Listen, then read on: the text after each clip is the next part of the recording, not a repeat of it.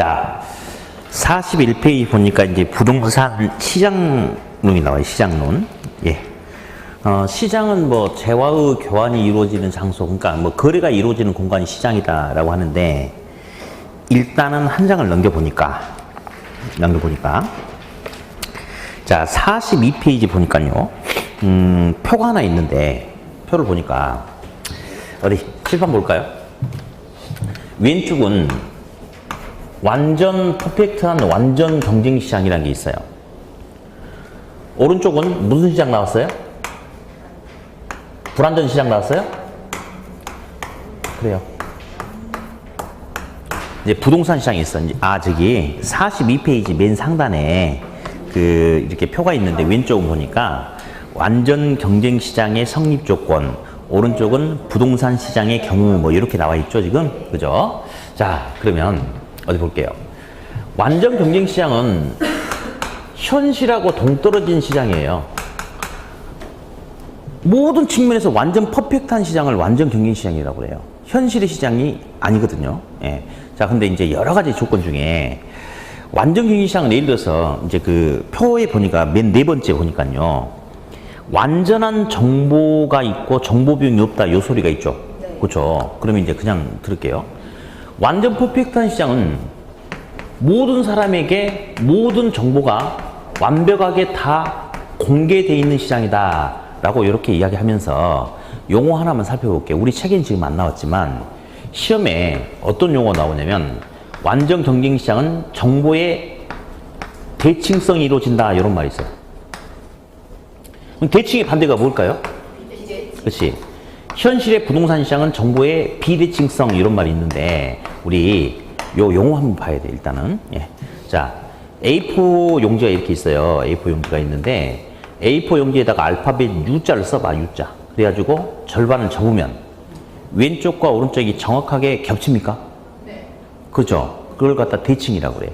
대칭이란 것은 왼쪽, 오른쪽 서로 차이가 없고 똑같다, 이 말이에요. 그래서 완전 경쟁 시장에서는 부동산과 관련된 모든 정보가 모든 사람에게 완벽하게 똑같이 다 알려져 있대. 어떤 사람은 정보를 많이 알고 조금 알고 모르고 이런 게 아니고 모든 사람이 모든 정보를 다 알고 있대. 그걸 갖다가 대칭성이라고 이야기해요. 근데 이 완전 경쟁 시장의 조건이 하나도 충족되지 않은 시장을 현실의 부동산 시장이라고 하는데, 어디? 우리 부동산 시장 볼래요? 비대칭은 대칭이 반대죠.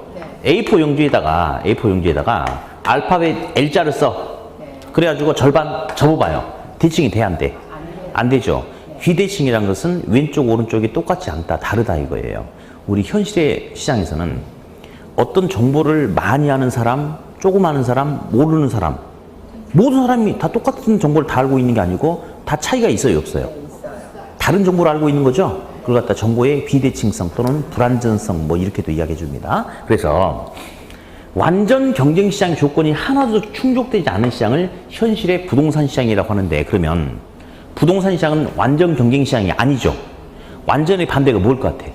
그래요. 그래서 부동산 시장은 불완전한 시장이다라고 이렇게 이야기를 하는데, 표에 보니까 네 가지가 나오긴 나오는데, 그 중에 첫 번째 보니까요, 완전 경쟁 시장은 동그라미 1번 보니까 다수의 수요 공급자가 존재한다, 이런 말이 있죠. 그죠? 옆에 가격 수능자 이런 소리 지금 보는 거 아니야? 예. 그러면 완전 경쟁 시장은 무수히 많은 수요 공급자가 시장에 참여할 수 있다는 이겁니다. 그러나 우리 현실의 부동산 시장은 아까 1교시 시작하면서 부동산의 여러 가지 특성 중에 부동산은 일반 재화에 비해서 고가성 기억나요? 네. 비싸다고 그랬죠. 그러면 부동산 시장은 누구나 다 시장에 참여할 수 있나요? 아니에요. 능력되는 일부 사람만 시장에 참여할 수 있겠죠. 시험에 가끔 오답이 이렇게 나와요. 부동산 시장은 다수의 수요 공급자가 존재하는 특징이 있다. OX. X죠. 능력되는 일부 사람만 참여할 수 있다. 그렇게만 잠깐 듣고 넘어가 주면 되겠고. 예. 다음. 이제 부동산 시장이 하는 역할, 기능 이런 게 있고, 그 밑에 큰 4번 보니까 부동산 시장의 특성이 있습니까? 예. 가볍게 몇 가지만 좀 읽어보도록 할게요. 국지적, 지역적이란 말이 있어요. 예. 그러면 이게 이제 무슨 말이냐? 부동산은 움직이지 않는데요. 부동성. 움직이지 않는데. 그러니까 광주 광산구라는 하나의 행정구역 안에서도 부동산 움직이지 않으니까 광산구에서 무슨 동은 서로 가격이 똑같아 달라. 달리 나타날 수 있겠죠. 그래서 국지 지역성이란 것은 군데군데 지역별로 서로 다른 모습이 나타난다 이겁니다. 그래서 부동산은 움직이지 않기 때문에 지역성, 국지성을 띠게 된다. 이제 이런 표현이 하나 있고요. 다음 동그라미 2번 보니까 부동산은 수급 조절의 난이성 아까 잠깐 해봤어요. 이제 아까 어떤 소리를 잠깐 해봤냐면 이제 공급이 그러니까 가격이 상승하면 아니 수요가 증가하면 부동산 가격이 상승하는데 공급이 탄력적일 때하고 비탄력적일 때 공급이 비탄력적일 때 가격은 더 많이 오른다고 그랬죠? 그것과 비슷한 내용인데 자 수급 조절의 난이성이라는 소리가 있어요. 수요와 공급 물량을 서로 조절하는데 어려움이 있대요. 특히 일반 제한은 짧은 시간 내에도 많은 양을 만들어서 공급해 줄 수 있는데 자, 이 지역의 주택 수요가 증가한다라고 가정합시다. 그런다고 해서 지금 당장 주택 공급을 크게 증가시킬 수 있어요, 없어요? 없죠. 공급에는 시간이 걸리니까. 그래서 부동산은 공급을 하는데 시간이 많이 소요되기 때문에 수요 공급을 조절하는데 이런 지하보다는 어려움이 더 크다. 그걸 갖다가 수급 조절의 난이성이라고 하는데 특히 공급에 많은 시간이 소요가 되기 때문이다. 그렇게. 다음 3번.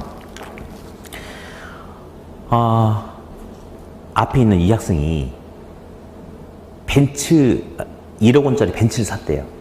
근데 이번에 타가지고 하고 났더라고. 그래서 딱 이제 벤츠를 샀어요. 근데 벤츠는 똑같은 물건이 있죠.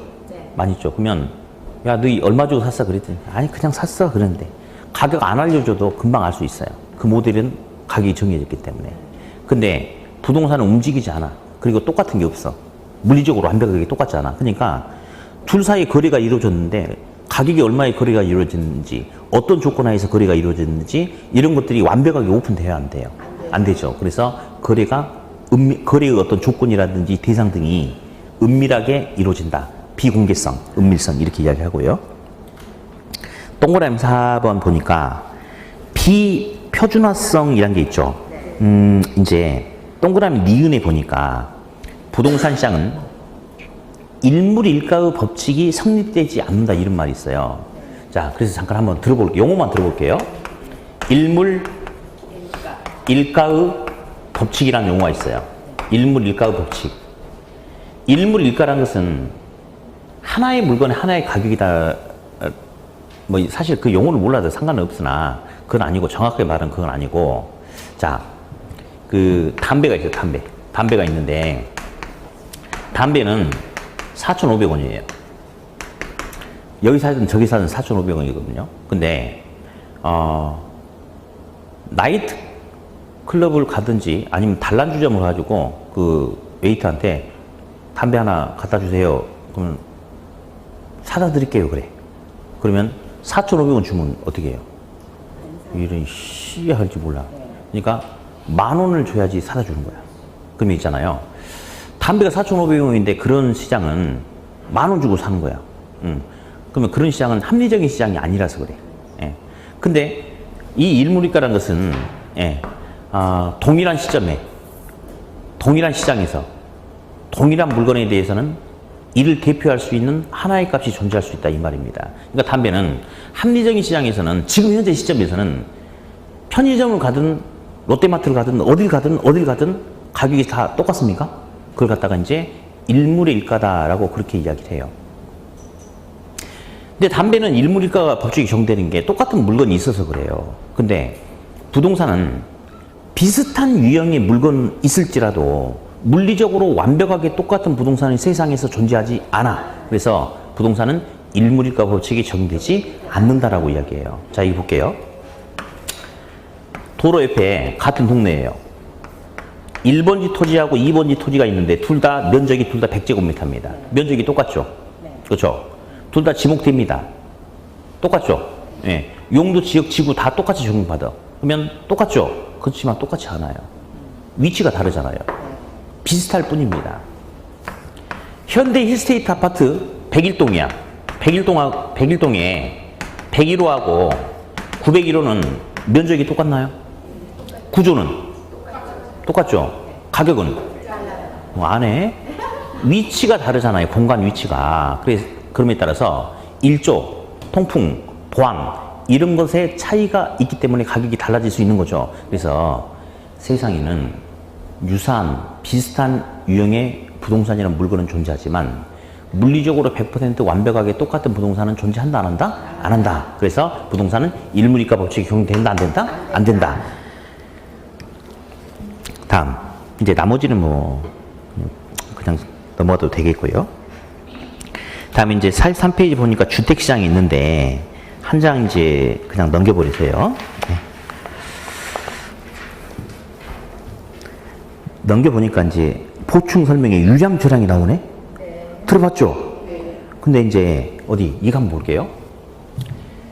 아까 유량은 일정 기간이라고 했고 저량은 일정 시점에 머물러 있는 상태라고 그랬어요. 그러면 이제 이 수도꼭지가 있어. 수도꼭지가 이렇게 수도가 있어요. 수도가 예. 꼭 뭐 이렇게 있다 그렇게 여기다 양동이를 딱 해가지고 양동이에다 물을 채우려고 그래요.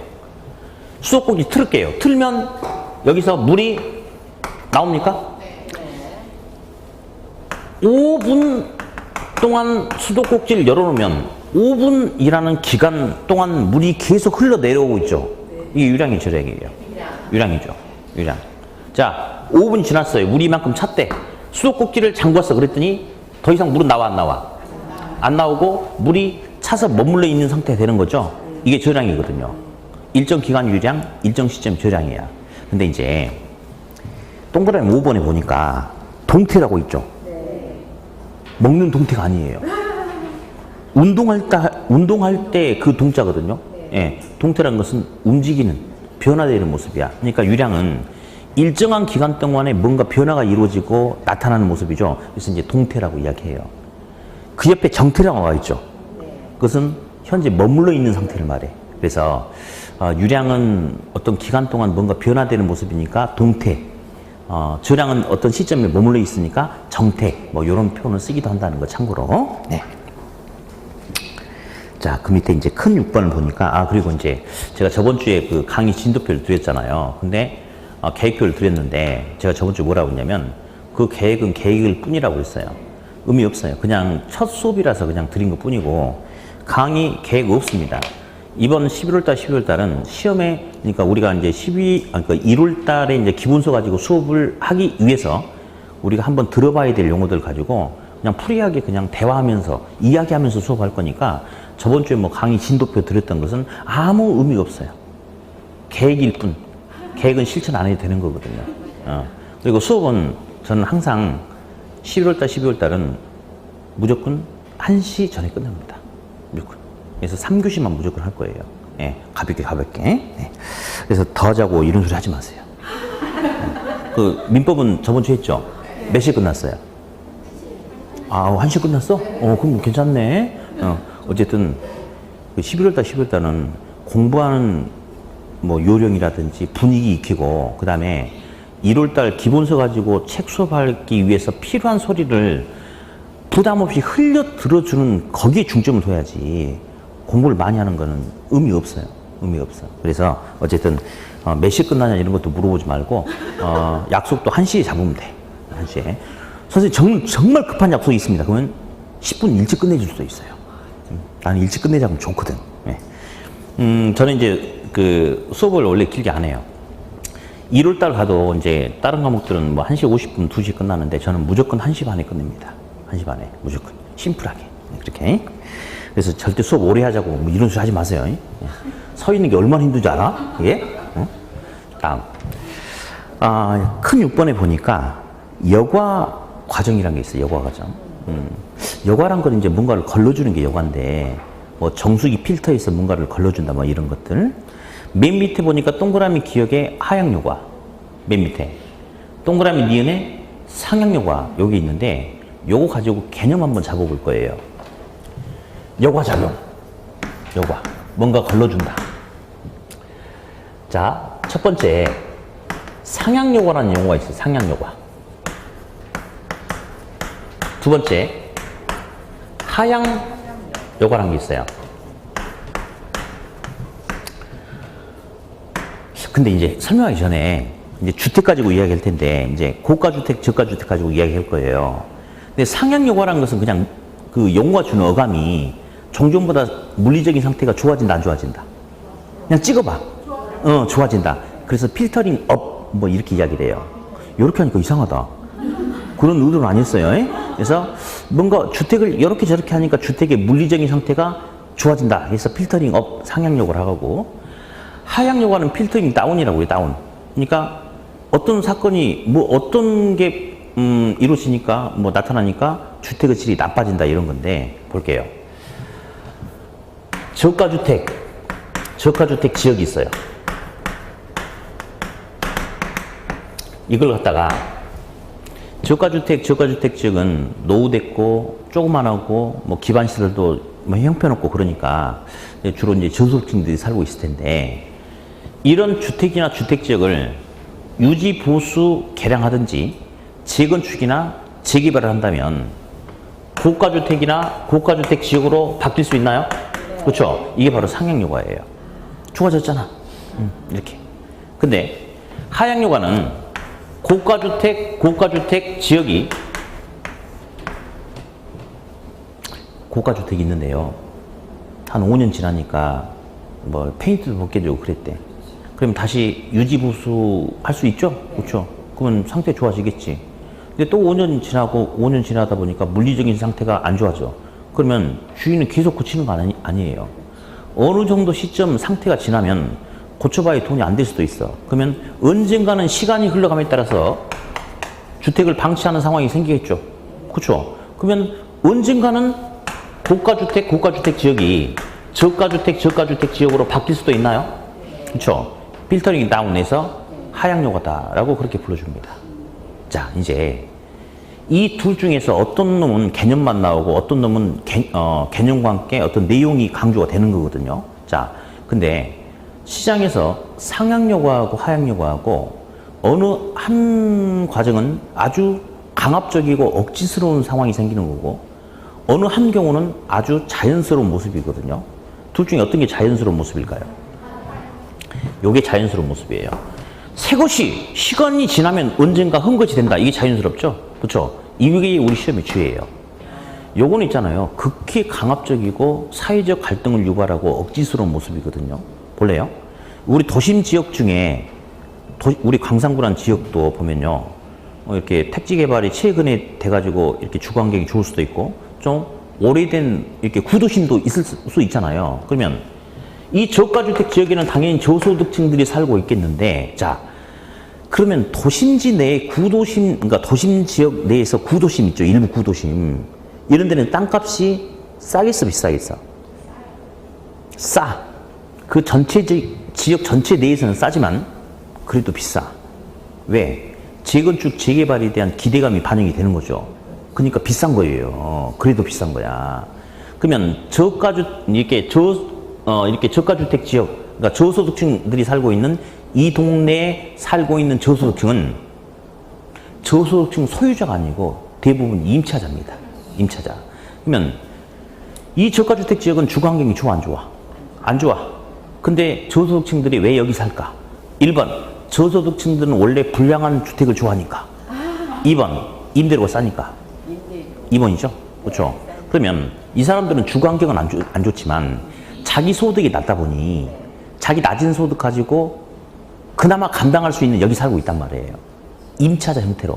근데 시간이 지나면 정부의 도시계획에 의해서 실제 토지 소유자는 이 지역에 살고 있는 토지 소유자는 이 지역의 토지 소유자는 여기 안 살아. 다른 데 살고 있어. 근데 토지 소유자가 조합을 결성해가지고 재건축, 재개발 할 수 있죠. 그렇죠? 그러면 이 사람들은 쫓겨나는 거죠. 그러니까 나간다, 못 나간다, 갈등이 생기는 거야, 이렇게. 그러면 결국은 이 상향여과가 시장에 나타나는 것은 자연스럽게 이렇게 흘러가듯이 나타나는 게 아니고 강압적인 형태의 모습이, 힘이 가해자지 나타나는 거고 사회적 갈등을 유발하는 거예요. 그래서 자연스러운 우리 하향여과가 시험의 주된 대상이 되는 겁니다. 하향여과. 다음. 양가로 2번을 보니까 오른쪽에 45페이지 주거분리란 말이 나와. 주거분리. 주거 분리. 주거지가 분리된다. 근데 우리 이 소리 좀 들어볼게요. 외부 효과라는 용어가 있어요.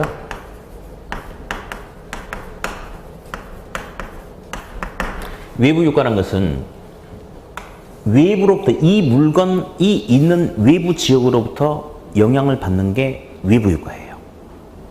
자동차. 제가 이제 벤츠 자동차를 하나 샀어요. 근데 1억 주고 샀는데요. 쓰레기 매립장 옆에 주차했을 때하고 쾌적한 호수공원 옆에 주차했을 때하고 벤츠 자동차 가격은 어떨 때 가격이 더 쌀까요?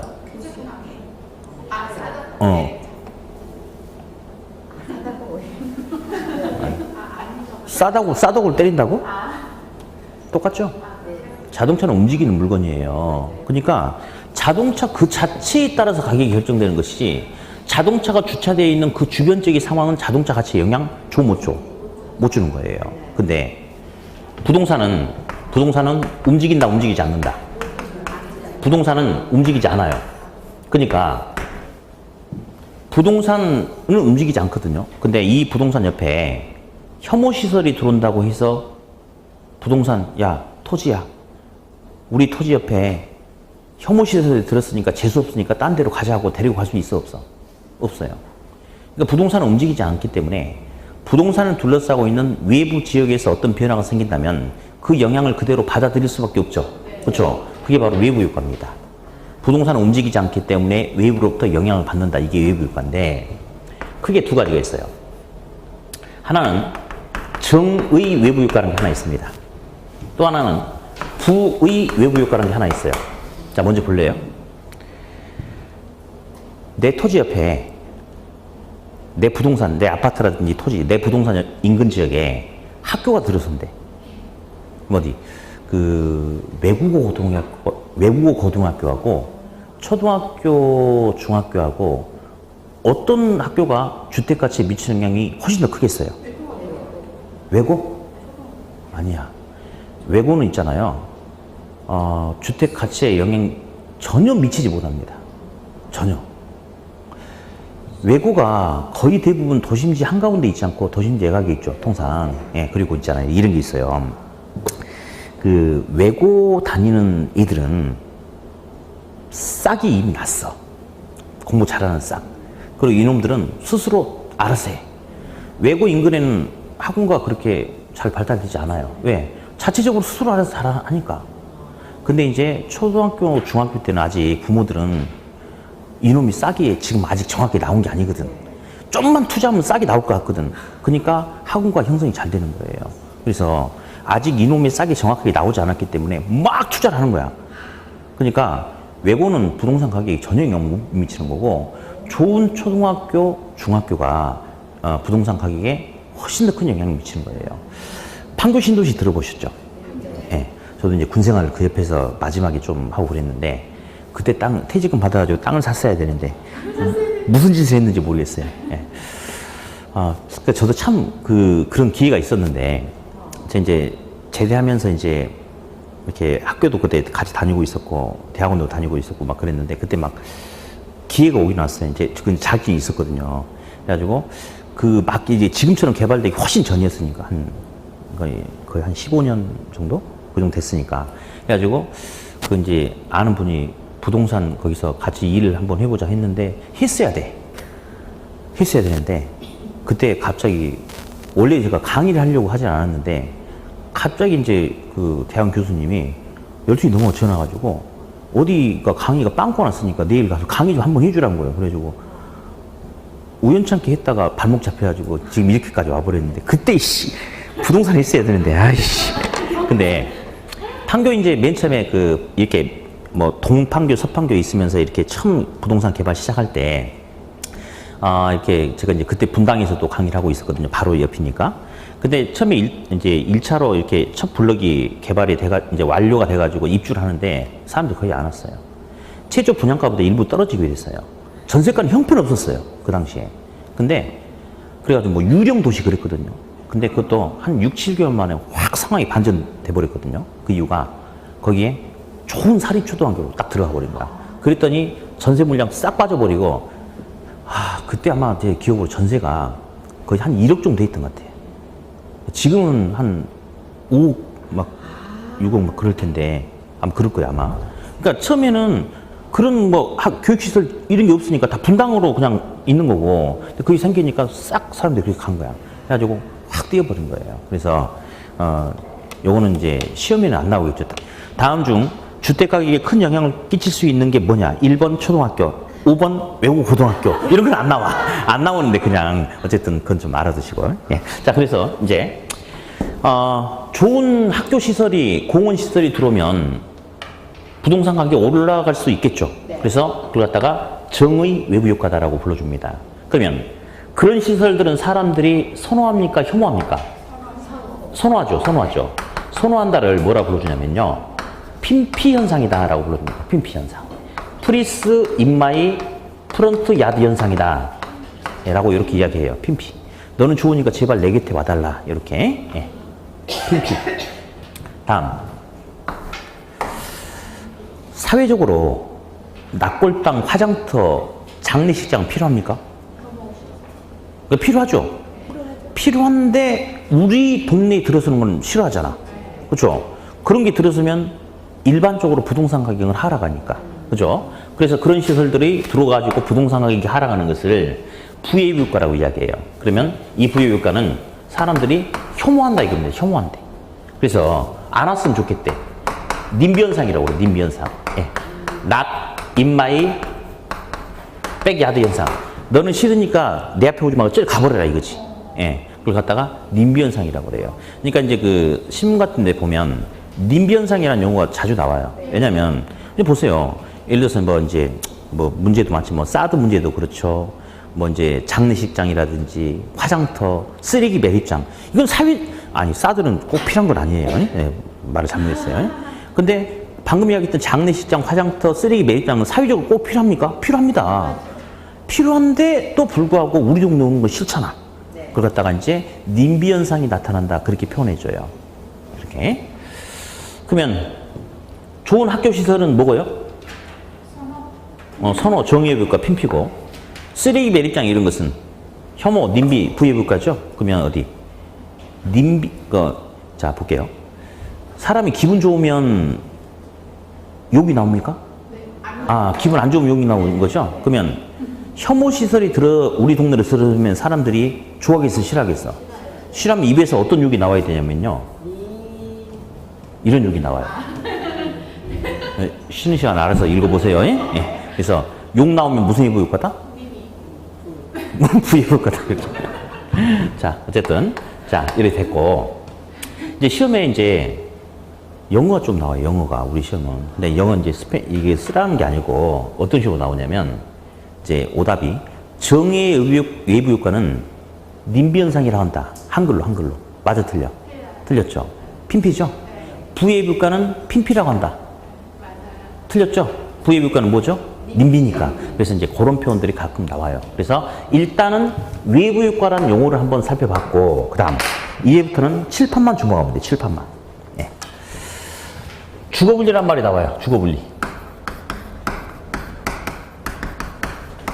주거분리라는 것은 고소득층의 주거지하고 저소득층의 주거지가 서로 떨어져서 입지하는 것을 주거분리라고 그래. 그러니까 우리 사실 보면 고가주택 지역에 저가주택이 있지도 않고 저가주택 지역에 고가주택이 있지도 않아요. 고가주택은 고가주택끼리, 저가주택은 저가주택끼리 서로 따로따로 있죠. 그걸 갖다가 주거분리다 그렇게 이야기를 해요. 근데 이제 필기 같은 거 절대 하면 안 돼. 그냥 듣기만 해요. 듣기만. 예. A 지역이 고소득층 주택지역이에요. B 지역이 저소득층 주택지역이에요. 그러면 갑돌이가 고소득층 주택지역에 살고 있대. 갑돌이가 사는 동네는 학군도 좋아. 좋은 공원도 있어. 문화체육시설도 많아. 그리고 갑돌이 앞에 집 사는 사람은 판사야. 이 집 사는 사람은 의사야. 그래서 갑돌이가 살고 있는 이 고가주택지역은 물리적인 환경, 기능적인 상태, 사회 구성원들의 수준이 다 양호하고 좋아. 그래서 친구들 모임에서 갑돌이가 나 여기 산다 그럼 친구들 야, 너 능력 되는구나 그렇게 부러워해. 그러면 A 지역에서는 사회 구성원이라든지 물리 기능적 환경이 서로 가치에 긍정적인 영향을 줍니까? 부정적인 영향을 줍니까? 긍정적인 영향을 주니까 정의의 부유가 나타난다. 그렇게 이야기합니다. 맞죠? 맞죠? 다음. 을돌이는 저가주택 지역에 살고 있어요. 저소득층 주택 지역에. 집들도 노후가 됐어요. 주차 공간도 좁아. 예. 밤마다 술 먹고 싸우는 소리 들려. 가로등도 깨져 있어. 예. 어디 가서 여기 산다 보면 뭐 이런데. 그러니까 을돌이 여기 산다라고 자랑도 못해. 그러면 을돌이에 살고 있는 저가주택 지역은 서로 어떤 사회 구성원이라든지 물리 기능적인 환경이 서로 가치에 긍정적, 부정적인 영향을 준다 해서 부의 부가 나타난다. 그렇게 이야기를 해요. 다음.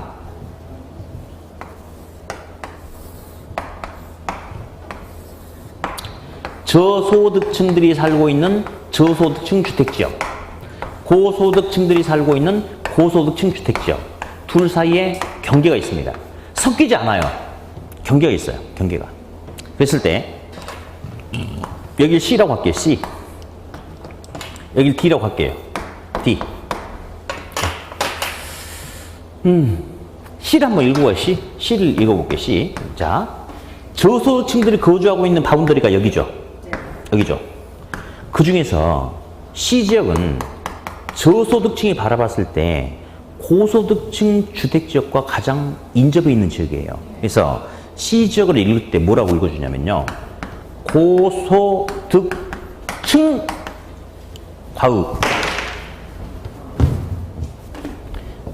과의 인접 경계 지역이다 라고 그렇게 불러줍니다. D를 뭐라고 읽어주냐면 D를 고소득층들이 거주하고 있는 바운더리가 여기거든요. 여기에서 고소득층이 바라봤을 때 D지역은 저소득층하고 가장 인접한 지역이다 해서 저소득층과의 경계 또는 인접지역이다 라고 이렇게 이야기합니다.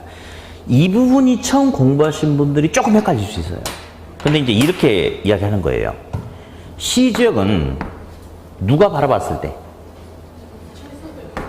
저소득층 사람들이 바라봤을 때 고소득층 주택지역과 가장 가깝다라고 하는 거고요. D지역은 누가 바라봤을 때 고소득층이 바라봤을 때 저소득층과 가장 가깝다라고 그렇게 접근하는 겁니다. 자, 그러면 이제 볼게요. 우리 이제 사람도 마찬가지인데, 저도 이제 다 마찬가지겠지만 친구들 중에서도 좀 이렇게 자꾸 이렇게 만나서 술도 먹고 뭣도 먹고 이렇게 하고 싶은 친구가 있는 반면에 친구긴 친구인데 이제 좀 얄미운 친구들이 있어요. 우리 이렇게 시골 친구들 중에 한 녀석이 있는데 그 녀석 이름 이야기 안 하려고. 안 좋은 소리 할 거니까. 또 소문나면 안 되니까. 여기 광주 살거든요. 그러니까 소문나면 안 돼. 근데 되게 얄미운 놈이 있는데, 지금도 이제 혼자 살아요. 혼자 즐기면서 사는 거야. 맨날 여자들 만나고. 근데 여자들 만나고 이럴 때는 돈 펑펑 잘 써요. 막. 엄청 잘 씁니다. 근데 우리끼리 만나면 내 기억으로는 그놈한테 커피는 얻어 마셔봤는데 술은 한 번도 얻어 먹은 적이 없는 것 같아요. 맨날 사, 우리가. 근데 더 얄미운 거는 지가 메뉴판 항상 이렇게 해요. 야, 이거 먹자, 저거 먹자, 막 시켜. 그리고 가. 계산할 때는. 그러니까 너무 얄밉잖아요. 근데 친구라서 계속 보고 있긴 한데. 자, 우리 봅시다. 우리도 저소득층 친구랑 같이 다니잖아요. 그러면 내가 밥도 사야 돼요. 돈도 빌려줘야 돼. 그러면 저소득층 친구랑 같이 다니다 보면 얻는 게 많아요? 잃는 게 많아요? 잃는 게 많죠. 그러면 고소득층 입장에서는 저소득층하고 가까울수록 좋을 게 하나도 없어. 여기는 무슨 외부효과? 부외부효과 나타난다. 이렇게 이야기해요. 반면에 돈 많은 친구랑 어울려 다니면 얻는 것도 있고 잃는 것도 있죠. 잃는 건 뭐죠? 그렇지, 자존심. 자존심 짓밟히잖아. 대신 얻는 거 많죠. 밥도 공짜로 얻어먹고 술도 얻어먹고 또 이번에 나 이번에 그 백 새로 샀는데 너 내 거 쓸래? 저거 갖다 쓰고 막 이렇게. 그래서 저소득층이 바라봤을 때 고소득층하고 인접해 있잖아요. 그러면 교통이라든지 교육이라든지 여러 가지 시설 등등등 얻는 게 더 많은 거죠. 그러니까 정의의 비율가 나타난다라고 그렇게 이야기를 해요. 자, 근데 이제 이거는 이제 책에 나와 있는 소리고, 이제 우리는 항상 시험을 대비해가지고 뭔가 준비를 해야 돼. 처음 시작할 때부터. 제가 저번 주에 그랬죠. 우리 시험이 학개론 민법 80문제인데 100분 준다고. 1시간 40분. 근데 그게 긴 시간이 아니거든요. 근데 만약 200분을 주면 차분하게 문제를 풀 수 있어요. 그러면 실수를 줄일 수 있거든요. 그럼 무조건 합격이거든. 만약에 진짜 200분이면 몇 시간인가? 그럼 계산해봐. 3시간 20분이죠. 100문제 푸는데 3시간 20분 주면 문제 풀다가 차분하게 생각하다가 졸리면 한숨 자고 풀어도 되거든요. 그러니까 어떤 게 나오면 보자마자 답을 팍 찍을 수 있는 훈련이 필요해. 근데 잠깐 보세요. A의 이름이 뭐냐면요. A의 이름은 고소득층 주택지역이에요. 맞아요? 맞죠? 그렇죠? C의 이름이 뭐냐면요. 고소득층과의 인접지역이에요. 그죠? 네. 자, 생각하지 마. A든 C든 고소득층 가지고 어쩌고저쩌고 하면 전부 다 무슨 외부효과? 정외부효과. A, C 둘 다 정외부효과죠? 그냥 이렇게 찍어버리면 되는 거야. 이렇게. 예? 다음. B 지역의 이름이 뭐냐면요. 저소득층 주택지역이에요. 맞죠? 네. D 지역의 이름이 뭐냐면 고소득층이 바라봤을 때 저소득층과 가장 인접한 지역이에요. 그래서 저소득층과 인접한 지역이야. 어쨌든 저소득층 나오잖아요. 그럼 무조건 찍어버리면 돼. 뭐? 부여볼까? 이렇게 찍으면 돼. 맞죠? 네. 나중에 이제 이렇게 해야 돼. 이렇게. 그러니까 이런 내용들 생각하지 말고요. 하지 말고 고소득층 가지고 어쩌고저쩌고 하면 이거든 저거든 무슨 외부효과? 정외부효과. 저소득층 가지고 이야기하면 이거든 저거든 상관없이 무슨 외부효과? 부외부효과. 막 그렇게만 잠깐 들어보면 돼요. 네, 들어보면. 네. 그래서 주거분리라는 개념도 한번 살펴봤다. 이렇게. 예. 넘기시고. 제2절 효율적 시장이라는 게 있는데요. 자, 요거는 개념만 잠깐 한번 용어만 들어볼게요. 용어만. 용어. 정상이윤이라는 용어가 있어요. 초과이윤이라는 게 있어요. 어떤 게 좋을 것 같아? 그치, 초과이윤이 좋아. 초과이윤이 무슨 말이냐면요. 정상이윤이 100원이라고 할게요. 그러면 투자자는 투자를 해서 최소한 100원은 벌어서 챙겨야지 정상적인 이윤이 된대. 근데 초과이윤은 기본 100원 챙긴 거에다가 플러스 알파라면 본전 빼고도 남았잖아. 본전 빼고도 더 초과된 이익이 생겼죠? 이게 바로 초과이윤의 개념이에요. 초과이윤. 근데 만약에 뭘 했는데 초과이윤이 발생한다라고 한다는 것은 당연히 뭐 깔아놓고 본전 뭐 정상이윤 깔아놓고 플러스 알파가 된다를 초과이윤이다라고 그렇게 이야기하거든요. 자, 근데 이제 요거 하나만 볼게요. 부동산 가격에 영향을 끼칠 수 있는 요인들은 다양하고 많아요. 많아. 근데 부동산 가격에 영향을 끼칠 수 있는 요인 여러 가지 중에 정보라는 요인 딱 하나를 보자. 네. 그래서 정보와 부동산 가치와의 관계를 놓고 이야기할 텐데 어디?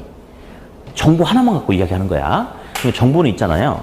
남들이 아는 정보도 있겠고 남들이 모르는 나만의 정보도 있을 수 있지 않겠어요? 네. 그러면 정보 하나만 가지고 이야기하는데 정보를 통해서 정상이윤을 얻을 수도 있고 정보를 통해서 초과이윤을 얻을 수도 있다. 이제 이런 표현을 쓴단 말이야. 그럼 어디? 정상이윤을 얻기 위해서는 남들이 아는 정보, 남들이 모르는 정보. 그냥 찍어봐. 어떤 정보를 알아야지 남들과 똑같은 정상이윤만 가져가겠어.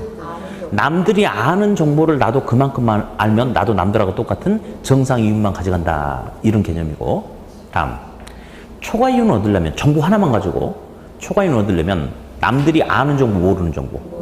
남들이 모르는 정보를 알아야지 초과이윤을 얻을 수 있다.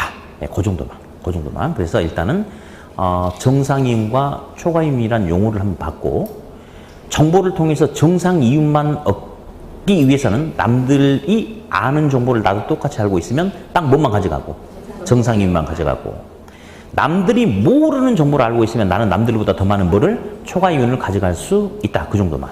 그 정도만. 네. 48페이지.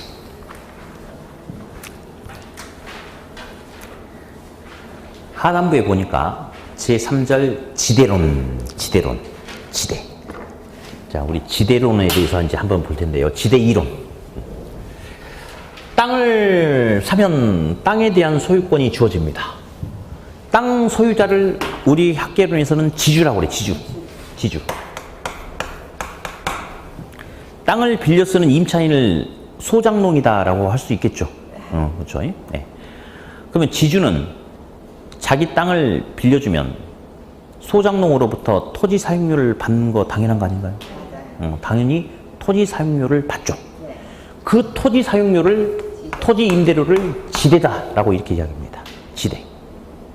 토지 가격을 뭐라고 할까요? 그러면 그치, 분위기상 지가겠지. 토지 임대료 지대, 토지 가격 지가라고 그렇게 이야기를 합니다. 이렇게. 자, 그런데 이제 여기서 이제 책은 보지 마세요. 보지 마. 시험에 항상 나온다고 보면 돼. 근데 있잖아요. 별표 같은 거 치지 말고 우리 기본서 나중에 보면요. 딱 정리도 해놨어요. 제가 이렇게 이번에 책 쓰면서. 그러니까 나중에 보면 되니까 지금은 그냥 우리가 1월 달부터 배울 때 써먹어야 될 중요한 게 있으니까 그 개념만 하나 봐야 될 게 있어요. 학자들이 있어, 학자들, 학파란 게 있어요, 학파.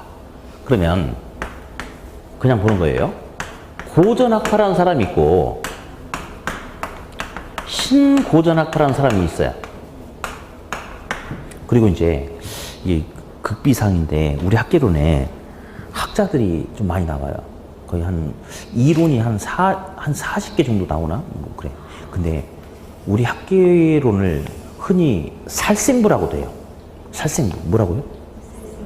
우리 학계론에 이름이 들어가 있으면 다 죽습니다. 그래서 우리 학계론에 나와 있는 학자들이 많아. 49페이지 보니까 차익지대설 옆에 누구 나왔어요? 리카도, 예, 죽었고요. 반가로 2번 마르크스 죽었고요. 티기넨도 훨씬 전에 죽었고요. 그래서 우리 학계론에 나와 있는 학자들은 다 죽었어요. 다 죽었어요. 저기 맨 앞에 이제 우리나라 사람 몇 명 있거든. 그 사람만 살고 외국 학자들의 공통점은 다 죽었다. 근데 잠깐만. 여기 나와 있는 외국 학자들이 다 죽었어요. 왜 죽은지 아세요? 폐암 걸려가지고 죽은지 아세요? 교통사고 난지 아세요? 아니에요. 오래돼서 나이가 먹어서 다 죽었어요. 그래서 이제 어떤 이론을 배우다 보면 현대적 관점하고 좀 안 맞을 수가 있는 거야. 지금 우리가 생각했으면 아닌데? 라고 하는데요. 이제 이런 게 있어. 만약에 요 파트에서 시험 문제가 리카도라는 사람 있었죠, 여기? 네. 예, 차익지대설. 리카도의 차익지대설에 의하면 이렇게 지문이 나와. 4번. 리카도의 차익지대설에 의한다면 어쩌고저쩌고 이렇게 나와. 그럼 있잖아요. 절대 내 생각하면 돼, 안 돼? 안 돼. 이 사람이 했던 그 생각을 하는 거야. 그러니까 약간 이렇게 배우다 보면 이건 아닐 수 있는데 특히 지뢰이론, 도시구조이론 요거 배우거든요, 나중에. 그러면 절대 질문도 하지 마. 하지 말라고. 왜냐? 내 생각이 들어가면 절대 안 된다고. 그 당시에 이 학자들이 이야기했던 그대로 그냥 우리는 받아들여야 되거든요. 그래서 어쨌든 우리 학계론에 나와 있는 사람들은 다 죽었단 말이야. 왜 죽었냐? 오래돼서 죽었어. 그러니까 100년 전, 200년 전에 나온 이론들이 많이 있단 말이에요. 그러니까 현대적 관점하고 맞지 않을 수도 있어요. 근데 거기다가 저 그랬어요. 선생님 이런 경우는 이런 소리 하지도 말라고. 그냥 그대로 받아들여야 됩니다. 아셨죠? 네. 자, 그러면 고전학파하고 신고전학파하고 우리 책에 나온 사람 일단 다 죽은 거야. 다 죽었어요. 다 죽었는데 누가 먼저 죽었을 것 같아? 고전학파가 먼저 죽었고 이 사람이 나중에 죽었어요. 그럼 현대적 관점하고 좀 더 어울리는 게 누굴 것 같아? 신고전학파입니다. 자, 그러면 지대. 자, 토지 임대료는 토지 임대료에 의해서 물건의 생산비, 물건의 가격이 달라질 수 있을까요? 그렇죠. 땅값이 싼 데는요. 그러니까 여기서 주유소 이야기, 주유소. 시골에 있는 주유소는 휘발유 1리터에 1,350원이에요. 강남에 있는 주유소는 똑같은 품질의 휘발유인데 2,150원이야. 그러면 똑같은 품질의 물건이지만 시골 주유소는 가격이 싸고 강남 한복판에 있는 주유소는 가격이 비쌀 수 있죠. 그 이유는 절대적으로 땅값 때문에 그래요. 땅값, 지대 때문에. 그래서 지대가 시골은 낮으니까 임대료가 싸니까 예, 물건 가격도 쌀 수 있고 도심은 임대료가 비싸니까 물건 가격이 비싸거든요. 그러면 지대는 생산비에 영향 준다, 안 준다? 준다. 그래서 지대는 생산비다라고 우리는 그렇게 통상 이야기해요. 자, 이제 볼게요. 토지가 있는데 토지는 옛날이나 지금이나 토지의 물리적인 양은 변함이 없죠. 근데 옛날에는 인구수가 지금보다 훨씬 적었어요. 그러니까 토지에 대한 평당 얼마 이런 개념이 없어. 50년 전에 아니 한 100년 전에 평당 얼마 이런 게 어디 있어. 그냥 이만큼이 얼마 저만큼이 뭐 이런 식이지. 근데 지금 평당 뭐 3억 4억 이런 건 꿈도 못 꾸는 거죠. 50년 100년 전에는. 자, 그러면 이제 현대적 관점에서는 지대는 생산비 개념으로 보는 거 맞죠? 그렇죠? 근데 옛날에는 있잖아요. 옛날에는 토지는 지금하고 면적이 똑같은데 인간의 수가 적으니까 토지가 귀한지 토지에 대한 가치 인식을 할 수가 없었어요. 그래서 옛날 사람들은 토지 임대료 지대는 생산비에 영향을 주지 못한다라고 이야기를 했고요. 예. 현대적 관점에서 바라본다면 토지는 생산비에 영향을 준다. 이제 그거 가지고 뭔가 지문 하나가 나온 게 나중에 있어요. 예. 그러니까 어쨌든 한 번만 듣고 넘어가 주면 되겠고. 그러니까 어쨌든 현대적 관점에서는 지대는 생산비로 본다, 안 본다? 본다. 예, 그것만 잠깐 한번 듣고 넘어가고. 그 다음에 이제, 우리 이제 그 책 49페이지 보니까 리카도의 차액 지대설이 한 말 있어요. 한번 써볼까요? 차액 지대설. 두 번째 마르크스 무슨 이로 나왔어요? 마르크스는 절대지대설. 이렇게 우리 그냥 한번 읽어봅시다. 지대가 발생하는 설이래. 지대가 발생하는 설이래. 근데 리카도는 이 사람이 언제 사람이냐면 1800 몇 년이면 지금부터 몇 년 전인가? 아무튼 오래됐어요. 예? 아무튼 살아서 죽었어요. 이 사람은 뭐 영국의 경제학자고 뭐 이런 소리 전혀 필요 없습니다. 일단 죽은 사람인데 아주 오래전의 사람이에요. 옛날에는 있잖아요. 옛날에는 주로 토지를 이용할 때 농사 짓지 않았을까요? 200년, 150년 농사 지었겠죠. 그죠? 그러면 주로 토지의 가치를 판단할 때 이렇게 이야기했대요.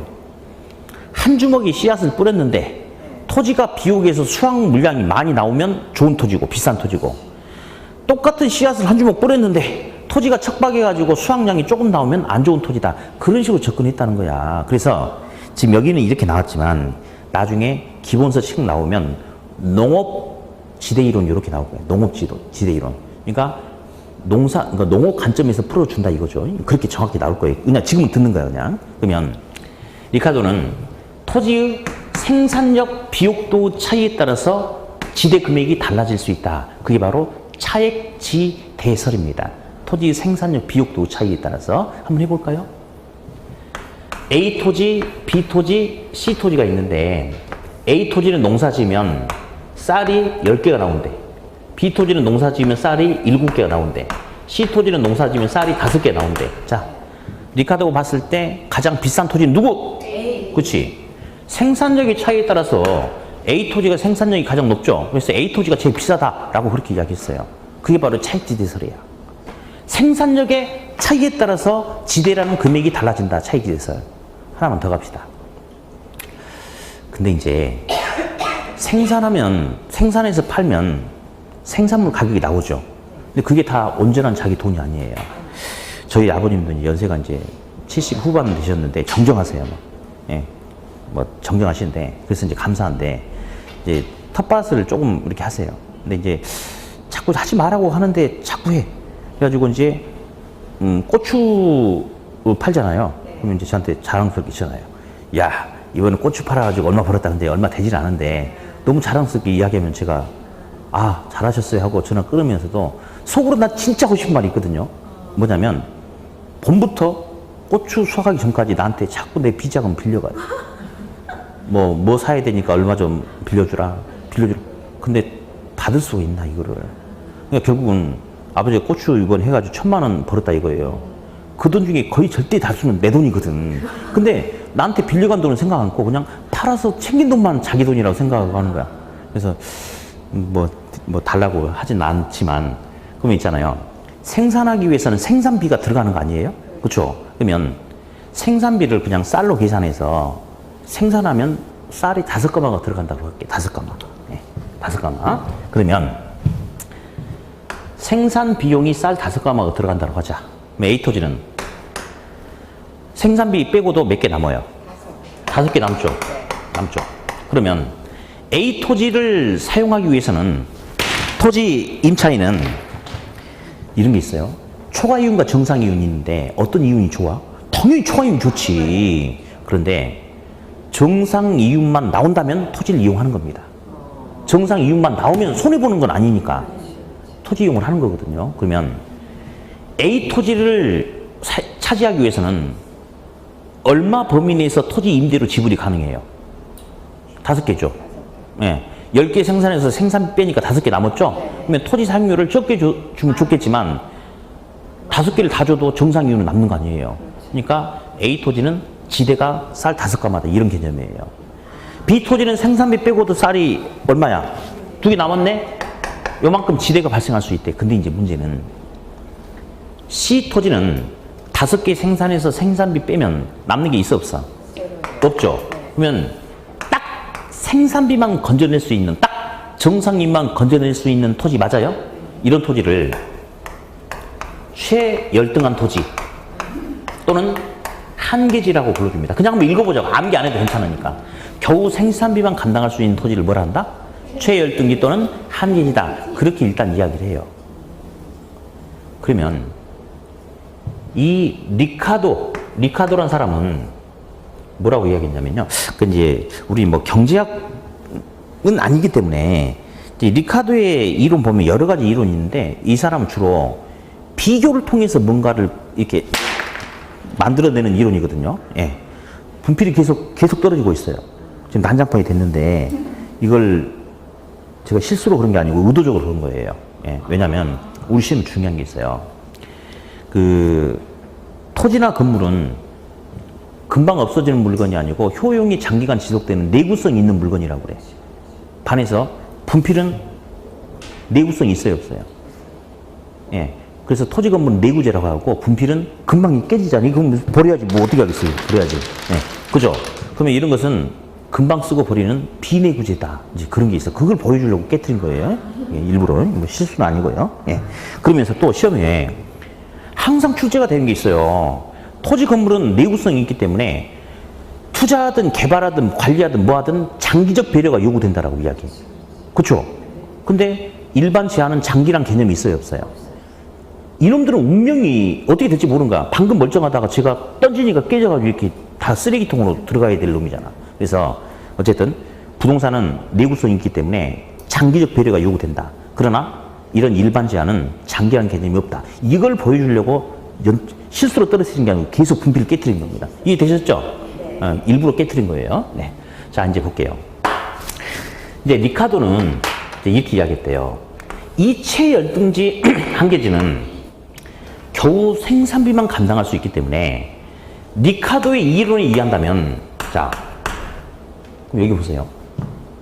생산비로 5개 들어가는데 5개가 수확이 돼. 남는 게 있어요, 없어요? 없어요. 그러면 땅 주인이 토지 사용료 내지 말고 그냥 쓰라고 하면 정상이윤을 얻을 수 있으니까 쓸 수 있죠.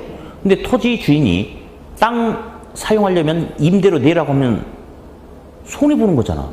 그러면 리카도의 이론을 이해한다면 이 최열등기 한계지는 딱 겨우 생산비만 건질 수 있기 때문에 지대가 발생할 수 없다라고 이야기했어요. 자기 주장은 그래. 맞아. 자기 주장 이해한다면. 근데 문제는 이론은 그런데 현실은 그렇잖아요. 현실에서는 이 최열등지 한계지에서도 지대가 발생하더란 말이죠. 그래서 핵심 포인트가 리카도는 최열등지에서 지대가 발생한 이유를 설명을 못했대요. 자기 이론을 이해한다면 여기는 아까 얘기했잖아요. 남는 게 없어, 남는 게. 그럼 토지 주인이 공짜로 쓰라고 하면 정상이윤을 가져가는 거니까 쓰지만 토지 사용료를 만약에 쌀 한 가마 내라고 하면 한 가마 마이너스 1 적자가 생기는 거거든. 그러니까 남는 게 없기 때문에 지대가 발생할 수 없다라고 주장을 했는데 현실적으로는 한계지에서도 공공인이 지대가 발생하더라. 그래서 리카도는 한계지에서 지대가 발생하는 이유를 설명하지 못하고 어떻게 됐어요? 죽었죠. 우리 학교에 있는 사람 다 죽었으니까. 죽었어요. 훗날 독일의 사회주의 경제학자 마르크스라는 사람이 이렇게 이야기했어요. 선배님, 한계지에서도 지대가 발생할 수 있어요.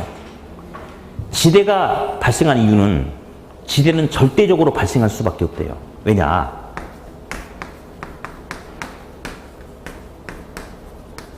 지주가 요구하기 때문에 지대는 발생할 수 있다라고 이렇게 이야기하는 거예요.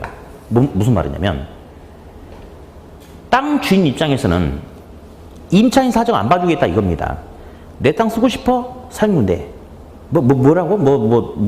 수학이 야, 그런 소리 하지 말고 척박하든 말든 나는 그거 모르니까 내 땅 쓰고 싶으면 사용료 내고 토지 사용료 낼 능력 안 되면 쓰지 마 라고 해버린다면 최열등지 한계지 아니 그보다 못한 토지라 하더라도 땅 주인이 내 땅 쓰려면 토지 사용료 내놔 라고 한다면 이런 토지에서도 지대가 발생할 수 있어요, 없어요?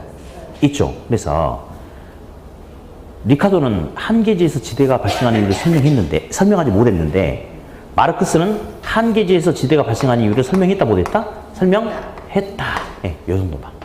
예, 그래서 이제 이런 것들이 이제 대단히 중요한데 어쨌든 리카도는 요런 것도 기억도 하지 마. 누구는 설명을 했고 누구는 못 했고 그냥 그 소리만 듣고 넘겨도 괜찮아. 자, 누구는 설명했고 마르크스는 설명했고 누구는 못 했다? 리카도는 설명 못 했다. 딱 그렇게 이제 한번 되는 거예요. 이렇게. 네. 자, 그래서 이제 지대에 대해서 이제 한번 살펴봤어요. 지대에 대해서. 네. 다음에 이제 52페이지는 하고 싶어도 못해요. 아까 제가 그랬죠. 나는 학생들하고 하는 약속은 진짜 소중하다고 생각해요. 무조건 수업을 1시 전에 끝낸다고 했잖아. 지금 2분 남았는데 진도 나가면 돼요, 안 돼요? 안 돼. 그러면 안 되고. 항상 약속은 지켜야 됩니다. 그래서 오늘은 여기까지 하고 다음 주에 그 뒤쪽에 있는 부분 하도록 할게요. 예. 자, 오늘도 뭐 대단히 고생하셨고 어쨌든 열심히 잘 하세요. 예. 자, 저는 다음 주에 다시 뵙겠습니다. 수고하셨습니다.